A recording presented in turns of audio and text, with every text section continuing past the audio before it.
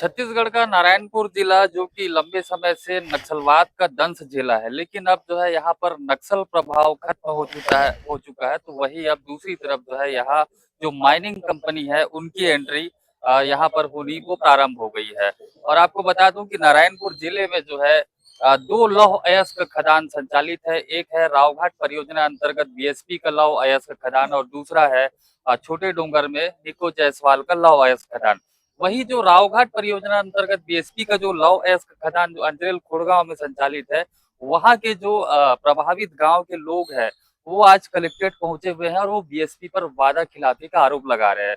दरअसल माइनिंग खुलने के पहले जो है तमाम तरह के वादे जो है इन ग्रामीणों से किया गया था, युवाओं से किया गया था रोजगार को लेकर के, लेकिन अब तक उसमें किसी प्रकार का कोई पहल नहीं हुआ है, जिससे नाराज ये युवा जो है आज अपने गांव से कलेक्ट्रेट पहुंचे हुए हैं। मेरे साथ कुछ लोग यहाँ पर हैं, इनसे बातचीत करते हैं। क्या नाम है आपका? क्या कुछ मांग को लेकर आप यहाँ पर पहुंचे हैं? मेरा नाम है माधेश्वर जैन और युवा संघर्ष समिति अभी जो हम लोग बनाए हैं उनका प्रमुख मेरे को ही बनाया गया है। और मैं एक प्रमुख होने के नाते बीएसपी हमारे जितने जो युवा हैं तेवीस गोद ग्राम के उनके साथ बहुत ज्यादा वादा खिलाफी कर रहा है। जब बड़े बड़े वादा किए, जिस समय खदान नहीं खुला था उस समय प्रत्येक गांव में जाके बैठक कर करके यही बीएसपी के अधिकारी बोला जा रहा था कि जिसके घर के लोग, प्रत्येक घर के लोगों को हम रोजगार देंगे और जिस घर के लोगों को अगर रोजगार करने का योग्य नहीं है उनके घर में हम प्रत्येक महीना हर महीना तनख्वाह मतलब उनके खाता में पैसा डालेंगे। 10-10 हजार करके बोला गया। लेकिन दुर्भाग्य है आज 10 हजार तो दूर की बात, हम लोग 10 हजार मत मिले, हमको रोजगार मिले। हम लोग चाहते हैं कि इतना बड़ा माइंस खुला है हमारे क्षेत्र में, कहीं ना कहीं हमारे इस क्षेत्र के बेरोजगार बिल्कुल वंचित नहीं रहेंगे, कहीं ना कहीं रोजगार मिलेगा करके सोचे। लेकिन दुर्भाग्य है ये बीएसपी और यहाँ के जितने भी हमारे लोग हैं वो सबसे ज्यादा अनदेखी करके हमको ढकेलने का काम किया है और बीएसपी अपना मनमानी करके दूसरे को लाके भर्ती करके यहाँ का काम ले रहा है। अभी आप लोगों की क्या मांगे हैं? हमारे सबसे ज्यादा बड़े मांग, ज्यादा बहुत बड़े मांग नहीं है, लेकिन हमारे जो युवा हैं बेरोजगार हैं उनको रोजगार दूंगा करके बोला है, रोजगार दे दे बस। अच्छा, कितना साल हो गया यहाँ माइन संचालित है? अभी माइन संचालित हुआ है लगभग 4 साल हो गया, लेकिन 4 साल में मात्र 180 लोगों को ही भर्ती किया गया है। वो और जबकि वो बोला गया था कि मैं प्रति महीना मैं भर्ती करूंगा करके बोला, लेकिन 180 में ही लटका दिया और 4 साल होने जा रहा है, किसी को रोजगार को मतलब रोजगार में भर्ती करने का योग्य नहीं कर रहा है। माइन हाँ, खुले 4 साल हो गया है, तो इन 4 सालों में विकास की अगर बात करें तो गांव में कितना विकास हुआ है? जैसे मूलभूत सुविधाओं की बात करें, पानी, बिजली, सड़क, शिक्षा, स्कूल, चिकित्सा, इन सब क्षेत्रों में क्या कुछ कार्य हुआ नहीं है? नहीं नहीं नहीं, ये तो बहुत ज्यादा बीएसपी के द्वारा जो बड़े बड़े वादा किया गया जरूर, लेकिन आज भी आप गांव में जाकर देखेंगे ढंग से पानी पीने का कोई साधन नहीं है, ना कोई हॉस्पिटल है, ना कोई शिक्षा है, ना कोई रोड है। अच्छा, माइंस खुलने से क्या कुछ नुकसान हुआ है? जैसे लाल पानी से फसल खराब होना या धूल होना, डस्ट होना, बीमारी बढ़ना, इस प्रकार का किसी प्रकार का नुकसान हुआ है? नहीं, बिल्कुल हुआ है। अभी जैसे इतना बड़ा माइंस खुला है 4 साल में, अभी देखने को मिला है खोड़गांव में कई लोगों का खेत में लाल पानी जा रहा है, वहां तो कोई फसल उगाने का कोई नौबत नहीं है, ना होगा भी नहीं। लेकिन उनको ये भी बोला गया था कि अगर खेत में अगर लाल पानी जिसके खेत में आएगा हम उनको मुआवजा देंगे और उनके परिवार को हम अच्छा से नौकरी देंगे करके बोले। लेकिन दुर्भाग्य है, जस का तस पड़ा है।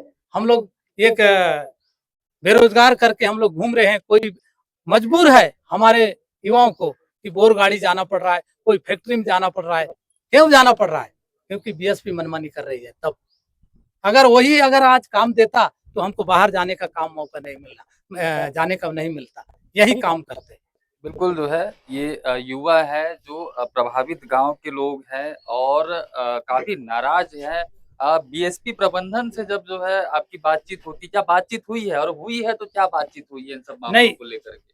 इसके पहले बीएसपी के जो प्रबंधक है उनसे मेरा बात हुआ फोन के माध्यम से, तो उनका यही बोलने का हुआ कि अभी हम लोग 800 हम कर्मचारी भर्ती करेंगे, तो पहले प्राथमिकता जितने भी गोद ग्राम के हैं उनको प्रत्येक गांव के लोगों को हम लेंगे करके बोले। लेकिन दुर्भाग्य है कि इतना दिन हो गया, वो तो 400 800 दूर की बात, यहाँ 100 को लेके नहीं गए, एक आदमी को उठा के नहीं ले गए। अभी आप लोग कलेक्ट्रेट पहुंचे हैं, मैडम से मिले, तो मैडम के द्वारा क्या कहा गया? मैडम के द्वारा ये कहा गया कि अभी हम लोग बीएसपी के द्वारा के साथ हम लोग बैठक करेंगे और वहाँ सरपंच भी रहेंगे और आप लोग भी रहना, ये सारी बात को बताना, ऐसे करके बोला गया। हम तो बताते बताते हमारे बाल पक गया, 4 साल हो गया, लेकिन हमारे कोई बात सुनने के लिए कोई तैयार नहीं है, तो क्या हम उम्मीद लेके बैठे? बिल्कुल जो है और भी कुछ युवा हैं, अपना परिचय बताएंगे। जी, मैं जयवट्टी पार्षद नगर पालिका परिषद नारायणपुर। और जिस प्रकार से आज अंजरेल माइंस के जो गोदग्राम क्षेत्र में आते हैं 23 गोदग्राम, वहाँ के युवाओं के साथ जो धोखाधड़ी कर रहा है बीएसपी प्रबंधन के द्वारा उनको रोजगार देने का जो ठेंगा दिखाया था उन्होंने, आज वे न तो रोजगार दे रहे हैं, न मूलभूत सुविधा स्वास्थ्य से लेकर बिजली पानी से आज वंचित रखे हुए हैं। सिर्फ झूठा वादा किया जा रहा है और यहाँ पे सत्ता में जो बैठे हुए हैं वो लोग भी इस 23 ग्राम के साथ भेदभाव की भावना कर रहे हैं। अपने चहेतों को वहाँ पे नौकरी लगाने और रोजगार देने का काम कर रहे हैं।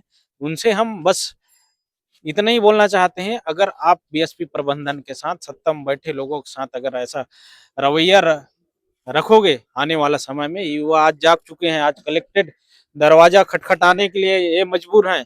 आने वाला समय में ये कलेक्टेड घेराव से लेकर बीएसपी प्रबंधन का घेराव करने का काम करेंगे। ये तो बात हुई जो है गोदग्राम की जो है, जो जिला है पूरा नारायणपुर जिले की अगर बात करें तो माइंस खुलने के बाद जिले को क्या फायदा हुआ है और क्या नुकसान हुआ है? देखिए, जिस प्रकार से इन्होंने, चाहे सत्ता का बात करूं, सिर्फ इन्होंने ढिंडोरा पीट रहे हैं कि हम नक्सली खात्मे की ओर हैं और नारायणपुर एक विकास की ओर है। लेकिन विकास इस प्रकार कैसे विकास? ना लोगों को रोजगार मिल रहा है, ना लोगों को मूलभूत सुविधा पानी मिल रहा है, ना स्वास्थ्य, ना शिक्षा। ये कैसा का विकास है? ये सिर्फ अपना झूठा वाहवाही लूट रहे हैं। और बीएसपी प्रबंधन, चाहे अंजरेल माइंस का बात करूं या हमारे यहाँ 2 माइंस हैं, दोनों माइंस का वही हाल है। आज देख रहे हैं अंजरेल के अंतर्गत 23 गोदग्राम के युवा इतना पीड़ित हुए हैं, तब यहाँ पे कलेक्टेड आना पड़ा है। आने वाला समय में ये युवा जाग गए हैं, क्योंकि ये बीएसपी प्रबंधन हमेशा सिर्फ झूठा वादा कर रही है कि हमने जब भी चर्चा होती है तो उन्होंने झूठा दिलासा दिलाते हैं कि हम लोग इतने लोग को लेंगे इस गांव से। लेकिन आज तक इस गोदग्राम के जो पढ़े लिखे बेरोजगार युवा हैं उनको रोजगार नहीं दिया जा रहा है। नारायणपुर लंबे समय से जो है नक्सलवाद का दंश झेला है। इलाका जो है आदिवासी बाहुल्य क्षेत्र है, 5वीं अनुसूची क्षेत्र है। तो क्या आदिवासियों के हित में कोई कार्य यहाँ पर हुआ है नक्सलवाद के खात्मे के बाद? जी बिल्कुल, झूठा इन लोग का वादा है, क्योंकि सिर्फ नक्सली के आड़ में इन्होंने लोगों को गुमराह करने का काम कर रहे हैं। मैंने अभी थोड़ी देर पहले बताया कि ये सिर्फ नक्सली के आड़ में इन्होंने वाहवाही लूटा है। आज नारायणपुर में जाकर देखो कि कितना बेरोजगार युवा को रोजगार नहीं मिल रहा है, न ही इनको जो मूलभूत सुविधा देना चाहिए वो नहीं मिल पा रहा है। तो मुझे नहीं लगता कि आज नारायणपुर विकास की ओर है, न ही नारायणपुर में लोगों को रोजगार मिल रहा है, न मूलभूत सुविधा। बिल्कुल जो है बीएसपी के वादा खिलाफी से जो सैकड़ों युवा है वो आज कलेक्ट्रेट में पहुंचे हुए हैं और इनकी जो है मांग यही है कि जिस तेजी से नक्सलवाद का खात्मा हुआ है उसी तेजी से इन इलाकों में विकास कार्य किए जाए और यहाँ के लोगों को रोजगार दिया जाए। आज भी नारायणपुर की स्थिति ये है कि जहाँ पर 2-2 माइंस संचालित है, फिर भी कई युवा जो है वो पलायन करने के लिए मजबूर है, बोर गाड़ी में काम करने के लिए वो अन्य राज्य जाने के लिए मजबूर है। वे अपनी मांगों को लेकर के आज यहाँ कलेक्ट्रेट में पहुंचे हुए हैं। अब ये देखने वाली बात होती है कि क्या कुछ इस पर कार्रवाई होती है और कब तक जो है इन युवाओं की मांग पूरी होती है।